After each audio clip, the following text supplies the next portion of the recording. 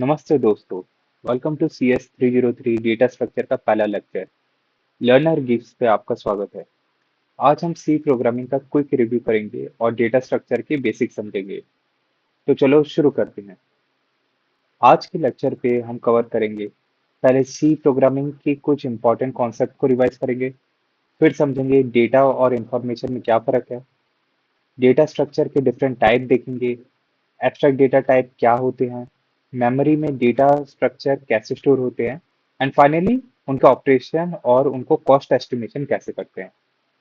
अगर आप रेडी हैं तो चलिए आगे बढ़ते हैं। सबसे पहले थोड़ा सी प्रोग्रामिंग का रिव्यू करते हैं। आप सबको पता है कि सी में बेसिक डेटा टाइप होते हैं, जैसे इंट, फ्लोट, कैर। कंट्रोल स्ट्रक्चर जैसे इफ, फॉर, व्हाइल लूप हम प्रोग्राम को कंट्रोल करने में मदद करते हैं। फंक्शंस का यूज हम कोड को मॉड्यूलर बनाने के लिए यूज करते हैं।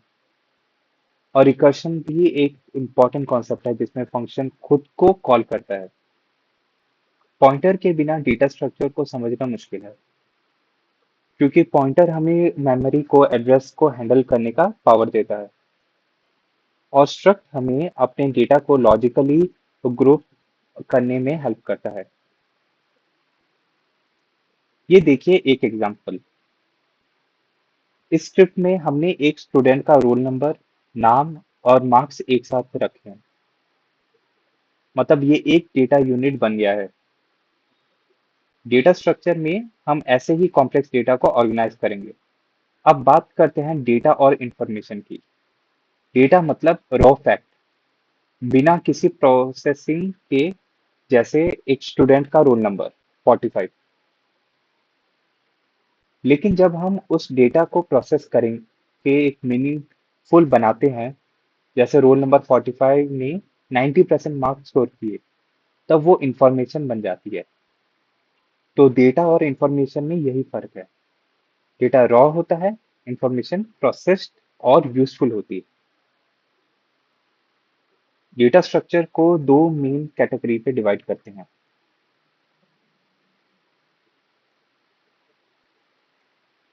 लीनियर डेटा स्ट्रक्चर, जिसमें डेटा एक सीक्वेंस में होता है, जैसे array, linked list, stack, Q. Non linear data structure, जिसमें डेटा हायरार्किकल या ग्राफ फॉर्म में होता है, जैसे ट्री और ग्राफ्स। और एक और इम्पॉर्टेंट बात, physical versus logical representation. Physical मतलब मेमोरी में डेटा कैसे स्टोर है, लॉजिकल मतलब हम डेटा को कैसे सोच रहे हैं। लीनियर डेटा स्ट्रक्चर को समझने के लिए सोचिए एक रेलवे ट्रेन। अरे बिल्कुल ट्रेन की कोचेस की तरह है, सब एक लाइन में, एक के बाद एक। मेमोरी में कॉन्टेजियस ब्लॉक में स्टोर होते हैं।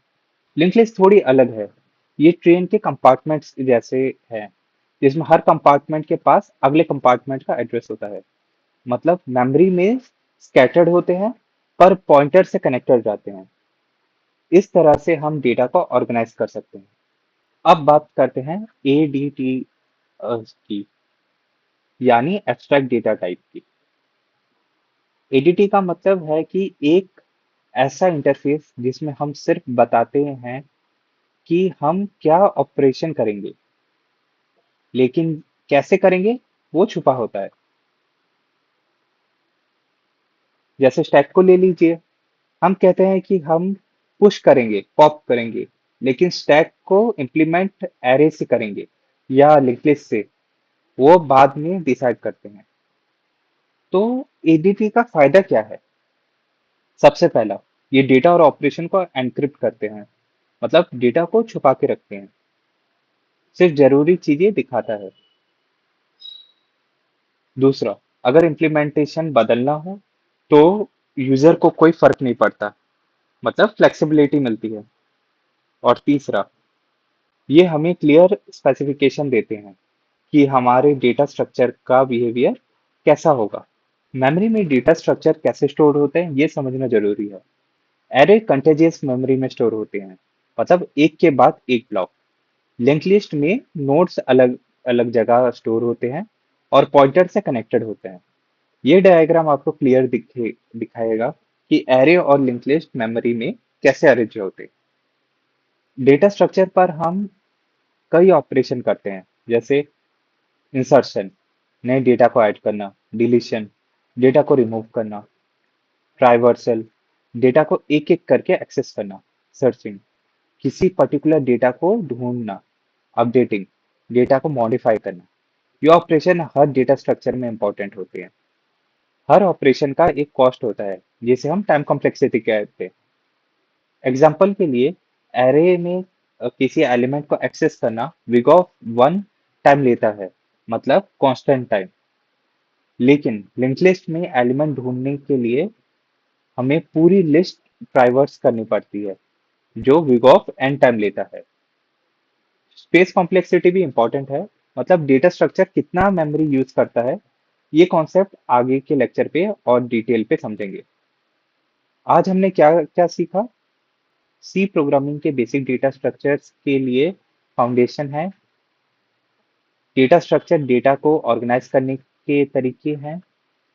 एडीटीज हमें इंटरफेस और इम्प्लीमेंटेशन को अलग करने के लिए मदद करता है। मेमोरी रिप्रेजेंटेशन और ऑपरेशन कॉस्ट समझना जरूरी है एफिशिएंट प्रोग्रामिंग के लिए। अगला लेक्चर हम लिंक लिस्ट पर फोकस करेंगे। Singly link list, doubly link list, circular link list और उसके एप्लीकेशन। तो रेडी रहिए और अपने डाउट को तैयार रखिए। तो दोस्तों, आज के लिए इतना ही। अगर आपको ये वीडियो पसंद आया हो तो लाइक और शेयर करना ना भूलें। चैनल को सब्सक्राइब करें ताकि आपको नए वीडियोस मिलते रहे। कमेंट पे अपना क्वेश्चन भेजिए, मैं जरूर जवाब दूंगा। मिलते हैं नेक्स्ट लेक्चर पे। तब तक के लिए हैप्पी लर्निंग। धन्यवाद।